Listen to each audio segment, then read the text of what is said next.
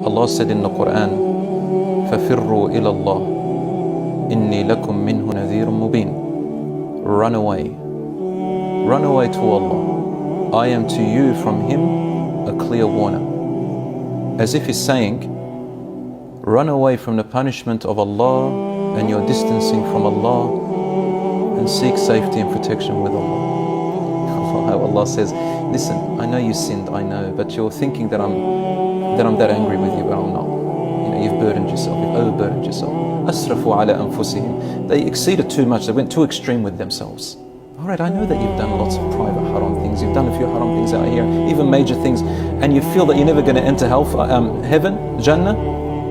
لا تقنطوا من رحمة الله. Don't give up on Allah subhanahu wa ta'ala's mercy. إن الله يغفر الذنوب جميعا. Allah forgives all sins, everything. جميعا, all of it, all together. So the condition is, come to me. Turn to me again and again and again and again and again and again, 1,000 times, 1,000,000 times. But don't just stay where you are, always come back. Hellfire is a form of Allah's mercy actually. When the murderer hears about hellfire and Allah warns them, it's only to protect the innocent people.